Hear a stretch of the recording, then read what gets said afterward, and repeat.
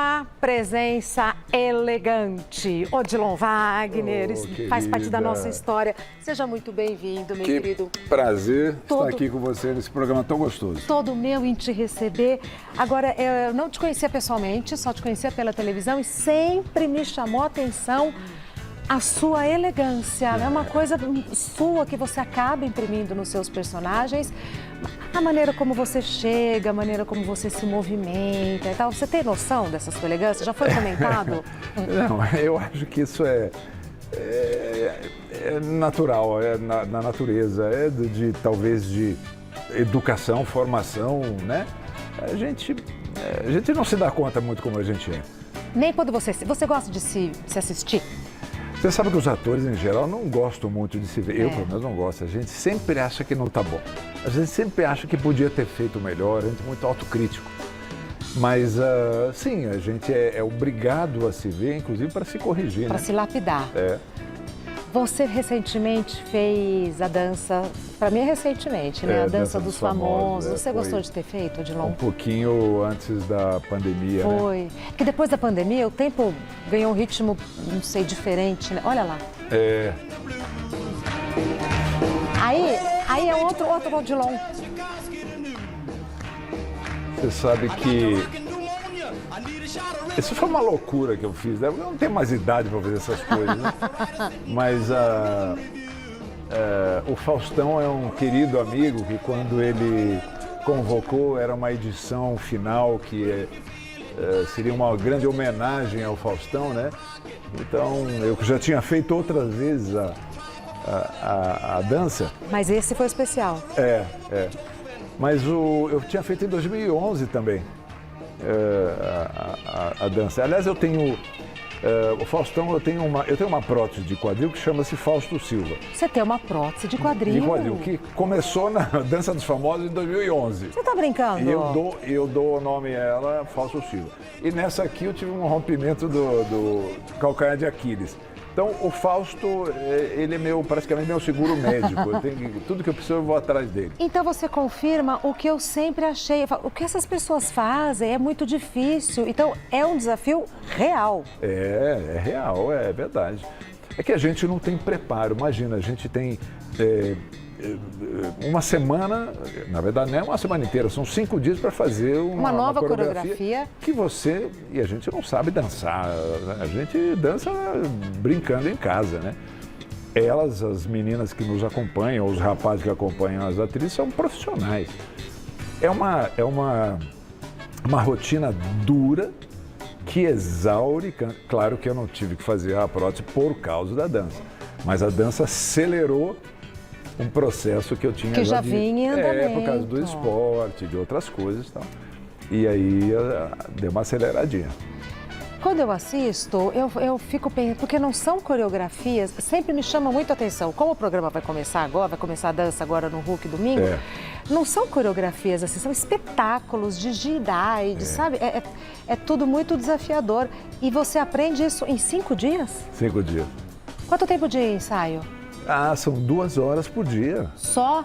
A gente vai para casa, a gente fica confinado, na verdade, lá, né? Então, tá num hotel, tá em algum lugar, aí você fica ensaiando sozinho, em casa, pega outras pessoas para te ajudar. Vira uma coisa obsessiva até, não? Não, senão você não consegue fazer. Bom, pode falar, perdão. Sabe que nessa edição eu saí dançando já com o rompimento eu não aguentei, eu tive que parar no meio, não dava mais. Então, o que fez você parar foi o calcanhar de Aquiles? Foi o seu calcanhar de Aquiles? O meu calcanhar de Aquiles. E hoje você está bem, tanto do quadril quanto do calcanhar de Aquiles? Tudo ótimo, graças a Deus. A gente vai recalchutando e fica tudo bom. Aprendendo que vai mudando, o corpo vai mudando com a vida, né? Mas falando em obsessão, você está com uma peça que fala de Freud. É a última sessão de Freud, o nome do espetáculo? Isso, a última sessão de Freud. Há quanto tempo que você está em cartaz com esse espetáculo? Nós completamos esse mês agora de março, nós completamos 1 ano em cartaz, dia 3 de março. Parabéns. Esse é um espetáculo, Regina, que você não tem ideia. Olha, é impressionante, Odilon. É um dos momentos mais marcantes assim, da minha carreira, são 53 anos de carreira. E raramente eu tive momentos assim de um personagem tão potente e de uma reação do público tão potente como é nesse espetáculo. Porque a temática também é muito instigante, né? Vocês debatem... Pois é, o Freud ele é quase que um mito, né? Eu digo que ele é um orixá, né? Todo mundo conhece. Isso que eu ia falar, mesmo quem não sabe quem é, conhece. E então, é um homem que mudou o pensamento filosófico, científico do século XX. Até hoje, dentro do universo da psicologia, psicoterapia, ele é a grande referência. Vieram tantos outros que tem. Depois dele. Tantos outros vieram, mas nenhum persiste na imagem e na influência como ele até hoje, no mundo inteiro. É impressionante. Uma temática densa, discutindo um assunto controverso, numa época delicada, que as pessoas se melindram, né? Vocês discutem ser ateu, não ser ateu, ter fé, não ter fé. Você imaginava que o espetáculo fosse ter esse impacto que teve? Nunca, nunca. A gente, quando começou a pensar na peça, a gente ficou preocupado, né? Falou assim, eu imagino.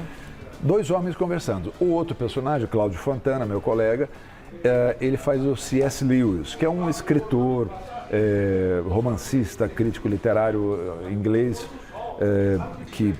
um homem que na Europa e na Inglaterra é um Monteiro Lobato lá, ele é estudado nas escolas, todo mundo conhece.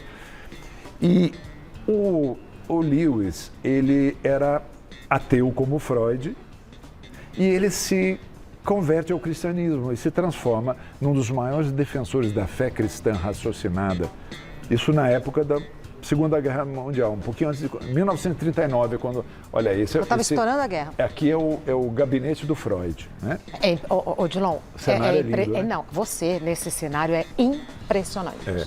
É impressionante. Aliás, o cenário está concorrendo ao Prêmio Shell de melhor... Jura? De melhor cenário do ano e eu como ator também. Parabéns. O prêmio vai ser agora dia 21, a gente está... De quem é o cenário?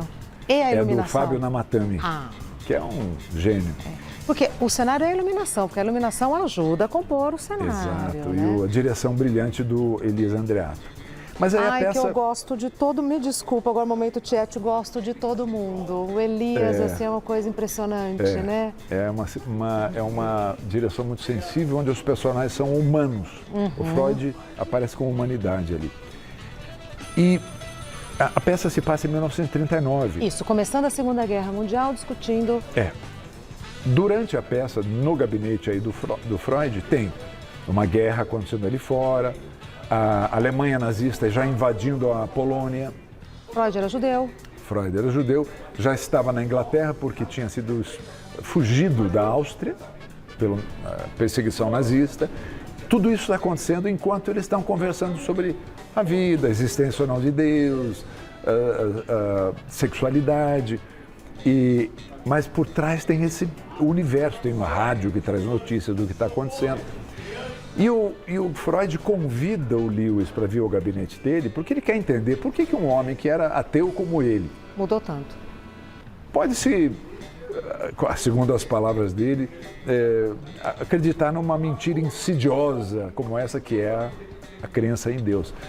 Portanto, é uma peça que são 2 homens referência no mundo, como na filosofia, na ciência, na literatura, mas a peça não precisa conhecer a obra do Freud e nem a obra do Lewis para entender. A peça são 2 homens falando sobre essas coisas que todos nós pensamos.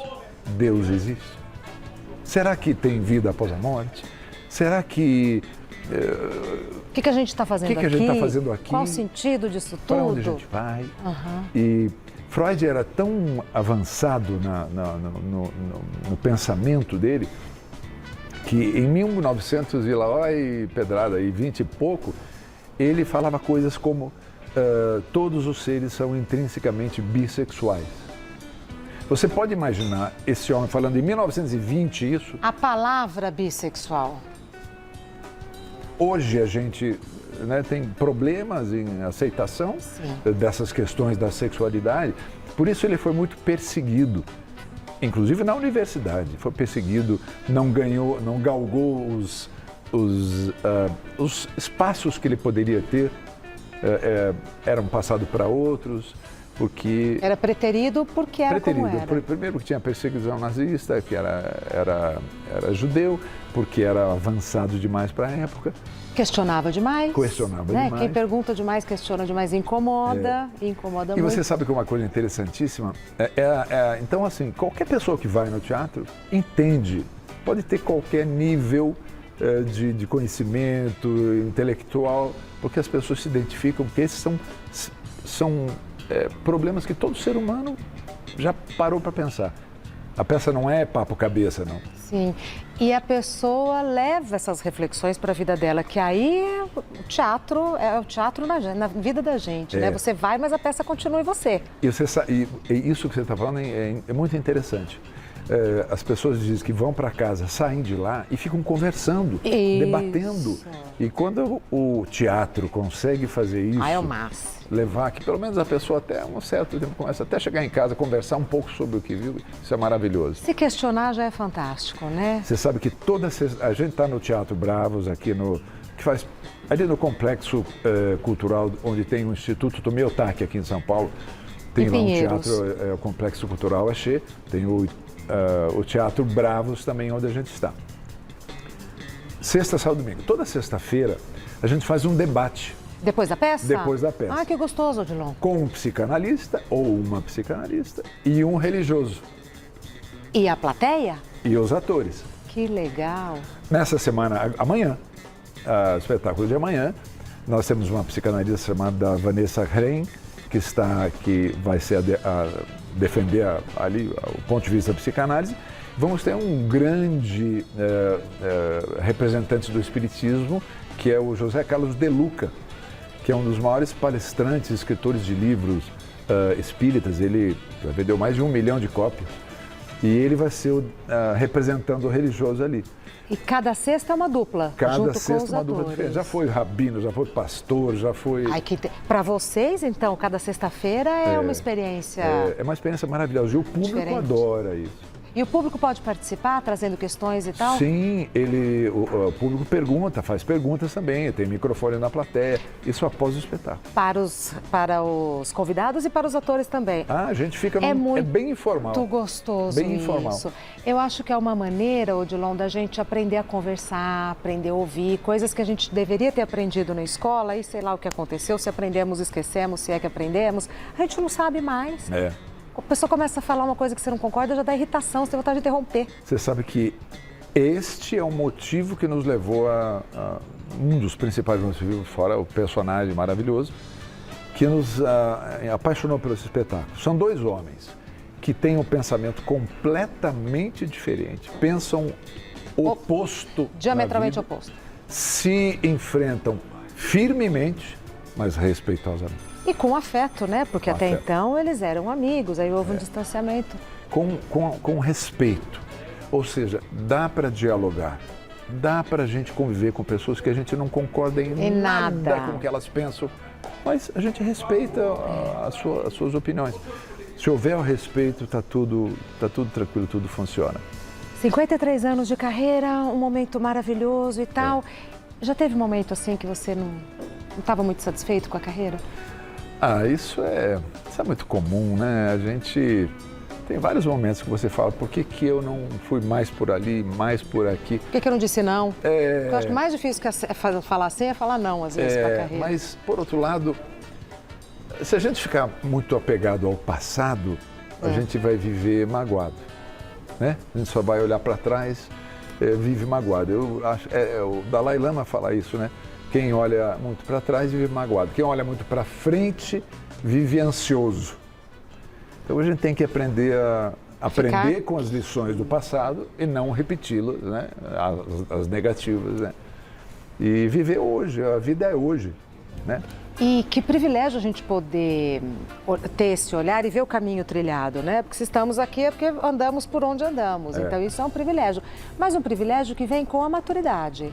Quando você começou, 53 anos atrás, eu acho que a carreira devia ser mais desafiadora ainda do que hoje, porque hoje a gente tem muitos canais para acessar as pessoas. Sem dúvida. A gente tinha, ali quando eu comecei, o teatro era a grande... Começou no teatro? No teatro.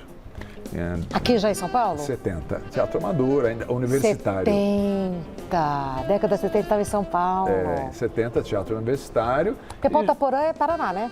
Eu sou do Paraná, de Curitiba, vivi a minha infância em Ponta Grossa. Eu achei que fosse Ponta Porã, não Ponta Grossa. Ponta Grossa, tá certo aqui, perdão. E aí a gente, um ano depois já estava me profissionalizando, era uma época muito fervilhante. Televisão veio em 74, logo já fiz depois. Uma primeira novela que foi um terror, né? Qual? Chamava-se Super Manuela. Era em branco e preto ainda, não tinha nem TV. Tinha colorida só a novela das 8, a novela das 7 ainda não era colorida. Não tinha esse privilégio. Era Marília Pêra, olha o elenco. Tinha um elenco, Paulo José, tinha um elenco maravilhoso. Mas eu, ali, meio... Cru. Não sabia para onde o que fazer, né? Então a gente vai aprendendo, né? E qual a sua formação como teatro? Bom, eu comecei a fazer teatro com 16 anos. Então, minha formação foi já fazendo teatro. Eu estava me preparando para fazer um vestibular eu ia fazer arquitetura. Também porque, não é porque eu a gente queria, não sabe o que a gente quer. Você tinha que ter que escolher alguma coisa, não sabia o que era escolher. É isso. E conseguiu levar a vida toda pagando as suas contas, vivendo dignamente só do seu ofício? Só o meu ofício, claro, com muito apoio da família. Meus pais me ajudaram, óbvio, né, no começo de carreira, me ajudaram muito. O que é muito natural. Mas depois sim, a partir dos 20 e tantos anos, poxa vida. A gente devagarzinho a gente vai se estruturando, né? Aí veio a televisão, a televisão assim, mais intensamente veio na década de 80? A partir de 82, 83 aí. 83. Aí que você era presença constante nas novelas. Aí foi praticamente constante já. Eu comecei a fazer, eu fiz uma minissérie aqui em São Paulo, a Avenida Paulista, com Walter Avancini, o diretor. Ele me viu no teatro, me levou de volta para a televisão e aí começou várias novelas. Aí permanentemente eu fiquei... São exercícios muito diferentes, eu imagino, mas igualmente prazerosos, né? São, é uma delícia. Todas as linguagens são bacanas. O cinema também tem uma linguagem muito bacana, muito mais delicada, detalhada, mas é muito gostoso, é muito gostoso. Aí tem o quê? Aí é a Marquezine, não é a Bruna Marquezine? Isso é o... Nossa, tá misturando tudo. Um clipe. Isso daí é o Caminho das Índias. Mas o que é isso? Oi, Salete. Oi. Salete, tem como fazer esse xistudão pra mim, não? O quê? Xistudão, você não conhece, não? Seu Tops? Pode falar. Tops? Não sei se você conhece caviar. Esqueci o nome. Tu não sabe o que tu tá perdendo. Mas tem que provar o do personagem? Fica ali do lado. Não, da novela. É tanta coisa que agora... Já tem fila. Salve, Jorge. Salve, Jorge. Salve, Jorge. Não fui eu que lembrei, não. A diretora que me falou. Eu faço confusão com tudo. A Bruna Marquezine sempre pelada e eu fazia o mordomo da Nissete Bruno. Ele trabalha no presídio? Não, eu estava vendo. Dando bronca nela o tempo todo. Como é que você lidou com a pandemia, Odilon? Olha... Tudo fechou, a gente não se via. Nossa... Você sabe que eu trabalhei tanto na pandemia? Não sabia. Eu trabalhei tanto na pandemia e não deu tempo para a gente se preocupar, assim, passou muito rápido. O que você fez na pandemia? No nosso setor teatral, você pode imaginar dos serviços em geral de entretenimento. Teatro, cinema, a televisão ainda continuou um pouquinho, né? Algumas coisas, como o turismo, né? Eventos, parou tudo. E no nosso setor do teatro houve um desastre da empregabilidade, as pessoas não tinham o que comer. Então nós temos uma entidade de produtores de teatro e baseado numa experiência de uma grande atriz brasileira chamada Etty Fraser, que você sabe quem é, uma das grandes atrizes desse país, que já nos deixou, com que eu tive o prazer de aprender e trabalhar muito. Ela tinha uma campanha lá no passado de apoio às pessoas que tinham HIV. Ela vendia uns brochinhos do teatro. Acho que ela foi uma das primeiras, né? Lá atrás. 86. Campanha de arrecadação de fundos. E eu juntei isso com uma ideia do meu pai, que fazia isso com umas pessoas da família que precisavam, e nós criamos um fundo chamado Fundo Marlene Collet, que foi uma camareira. A Marlene Collet. Marlene Collet foi uma camareira de teatro que trabalhou a cor da vida inteira. E ela também contribuiu com um recursozinho dela, que ela deixou depois que morreu. E criamos o fundo com o nome dela para apoio a técnicos, artistas. E aí começamos a reunir com muita gente doando, fomos captar com empresas. E nós apoiamos mais de 30 mil famílias, 30 mil pessoas neste período da pandemia, distribuindo recursos. Cesta básica, entrega a domicílio, porque não podia Ninguém fazer podia fila. sair e as pessoas não tinham dinheiro para sair também. E também com cartão carregado com recursos. Odilon, que coisa linda! Um trabalho assim, não um trabalho só meu, evidente, um trabalho da nossa entidade, a APTI, e de outras entidades que se juntaram a nós. Ete Freire. Portanto, olha, Ete meu Freire, Deus! maravilhosa, né? Meu Deus, gostosa! Que gostosa! Olha, a mãozinha dela. E ela, eu tive o prazer de trabalhar algumas vezes. Minha primeira peça profissional foi com ela, depois em 72, e depois escrevi espetáculos com papéis para ela depois. E foi uma companheira de vida maravilhosa, assim. E aí fizemos na pandemia, trabalhamos pra caramba. Que legal! Mas um prazer muito grande, né? Você vê que... Vocês salvaram famílias, salvaram vidas, porque foi uma penúria. A gente apoiou bastante, é importante, né? Aconteceu coisas assim, impressionantes. As pessoas se inscreviam, era tudo né? Organizadinho. Tinha uma inscrição, as pessoas tinham que participar e não dava para atender todo mundo, porque o número era muito maior do que a gente podia atender. Só em São Paulo ou isso era Brasil? Estado de São Paulo. Estado de São Paulo. As cidades mais próximas, pelo menos, a gente conseguia atender. Foi possível, né? E porque tinha muita gente de circo. É só apoio para a área das artes cênicas, imagina. Teatro, dança, circo, ópera. E do circo, eles vivem viajando, eles vivem acampados nas cidades. Então, eles estavam parados na pandemia num terreno da prefeitura lá em Tatuí, sei lá, estou dando um exemplo. Então, você tinha que levar a cesta básica lá. Né? Foi uma trupe do circo. A trupe do circo, eram famílias, etc. E tal, e assim foi. Mas é muito prazeroso, né? Porque você começa a ver como o teu papel social também, né? A gente tem que participar. É o papel do ator, né? E muitos outros atores, colegas nossos, colaboraram junto com empresas, doações, pessoa física, pessoas jurídicas. E a entidade continua? Hein? A entidade continua? A entidade continua, ela já existe há muito tempo e continua. E continua fazendo seu trabalho social? Na verdade, assim, a entidade é de produtores teatrais. Mas naquele momento a gente iniciou esse processo que a gente agregou o Fundo Marlene Collet que eu criei. Ah, entendi. A gente agregou juntaram na entidade esforços para que a gente pudesse ampliar os braços, né, de benefícios. Marlene Collet continua atuando? Marlene Collet, o fundo ainda existe. O fundo existe. Com que objetivo? Apoiar técnicos com o mesmo das artes propósito. cênicas ou atores que estejam passando por necessidade. E quem quiser ajudar, o Instituto Marlene Collet, o fundo, perdão, Marlene Collet. E agora eu não vou nem lembrar, porque eu não tinha pensado nisso, mas eu posso depois deixar para a produção. Não, eu vou deixar o Instagram do Odilon Wagner. Isso, pode pronto. entrar no meu Instagram, a gente encaminha. coloca lá a conta do Fundo Marlene Collet.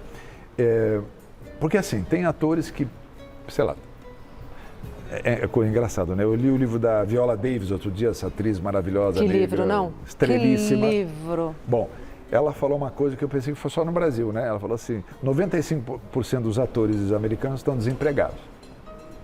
Eu falei, 95%? Aí eu fiquei pensando na nossa realidade no Brasil. A grande maioria dos atores aqui também está desempregado. Aqueles que alcançam, por exemplo, o sucesso, nos Estados Unidos são 4 entre 10 mil alcançam alguma notoriedade. Aqui no Brasil, os números são diferentes. Eu diria que é 1 a cada 2 mil. Entendeu? Então, esses atores, muitas vezes, ou técnicos, iluminadores, sonoplastas, camareiras, cenotécnicos, estão passando por uma necessidade e são nossos companheiros, vivem com a gente, trabalham com a gente todos os dias. Eles só não aparecem na cena. Mas se eles não estão, eles fazem uma falta tremenda, né? Pra gente, eles estão presentes o tempo todo. Eles fazem parte do nosso espetáculo. Sem dúvida. Muitas vezes estão passando por uma necessidade de um tratamento médico, de uma consulta, de uma internação. O Fundo Marlene Collet serve para isso. Para apoiar essas pessoas. O Instagram do Odilon Wagner é @OdilonWagner, Odilon com N de navio no final e Wagner com W, @Odilon Wagner. Falamos tanto da peça, a peça é a última sessão de Freud, vai só até o dia 30 de abril. Até o dia 30 de abril. Sextas e sábados às 8 horas da noite, domingo às 7 da noite. Lembrando que sexta-feira tem aquela conversa depois do espetáculo que ele contou pra gente. Sempre. E só um detalhe, só a semana que vem, dia 17, 18 e 19, é a única semana que nós não estaremos em cartaz aqui, porque o teatro tem um evento lá que vai tomar totalmente lá. Nós vamos estar em Campinas, portanto. Tá. 17, então, semana 18 e 19. De março em Campinas. Semana que vem em Campinas, aqui para o público campineiro. Aqui, que é um público ótimo, né? Todo mundo fala.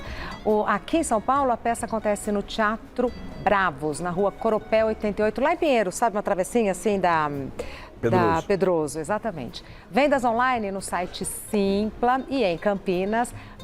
Eles estarão 17, 18 e 19 de março na semana que vem. Pode comprar na bilheteria também ou tem esgotado? Você sabe que pode comprar na bilheteria, sem dúvida nenhuma. Aqui em São Paulo está mais tranquilo, porque a gente tem mais sessões, mas em Campinas... Já esgotou? 3 sessões iniciais já esgotaram, nós abrimos 2 extras. Ai, hoje eu fico tão feliz. Eu fico tão feliz. Agora só para sessões extras está aberto. Quem estiver vendo aí de Campinas, corra lá. Fico tão feliz que isso aconteça. Aliás, até para facilitar a vida em Campinas... o site de compra é freud.arte.br. Entra no freud.arte.br, já cai direto lá nos ingressos disponíveis. Meu querido, muito obrigada. É uma elegância. Claro que a pauta era outra, né, Odilon? Mas assim, a conversa vai acontecendo, a curiosidade vai falando. Acabou. Como assim? Volta outro dia pra gente conversar. Tá bom, vai ser um prazer enorme. Nossa, foi muito gostoso. Acabou. Não te conhecer pessoalmente foi maravilhoso. Obrigada. Obrigado, por tudo. Manda um beijo pra sua equipe. Vou mandar sim. Adoro todo mundo lá, tá bom? Obrigado. Até breve, saúde.